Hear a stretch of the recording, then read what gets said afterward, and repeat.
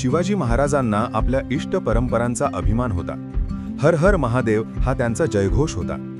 हाच जयघोष कानी पडताच शत्रू भयभीत होत असे. शंभू महादेवावर, तुळजापूरच्या तुळजाभवानीवर त्यांची नितांत श्रद्धा होती. त्या श्रद्धेतून त्यांनी प्रतापगडावर तुळजाभवानीची प्रतिष्ठापना केली.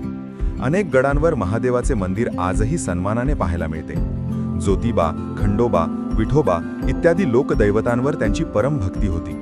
पण ही श्रद्धा जपताना ते देवभोळीत होते. याबाबत शिवचरित्राचे अभ्यासक, विशेषतः शिवरायांच्या पत्रांचे अभ्यासक डॉक्टर न देशपांडे म्हणतात, अनुष्ठान बळावर मनोरथ पूर्ण करण्याचा भाबडा दैववाद महाराजांजवळ निश्चितच नव्हता. शिवाजी महाराजांना लोकदैवतांबद्दल आदर होता, परंतु यश मिळवण्यासाठी रणांगण गाजवावे लागते, नियोजनबद्ध लढा द्यावा लागतो, अर्थात प्रयत्न करावे लागतात, कर्म करावे लागते, तेव्हाच यश मिळते हे वास्तव महाराजांना चांगले उमगलेले होते.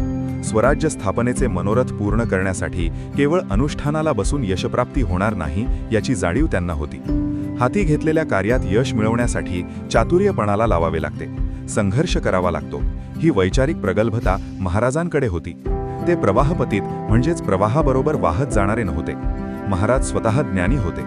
कोणीतरी काहीही सांगेल म्हणून ते करावे असे ते नव्हते. जे करायचे ते स्वतः विचारपूर्वक असे ते होते. ते शास्त्र आणि शस्त्र पारंगत होते. त्यांची काही ठाम मते होती. त्यांच्या काही पत्रांतून, विविध प्रसंगांतून ती स्पष्ट दिसतात.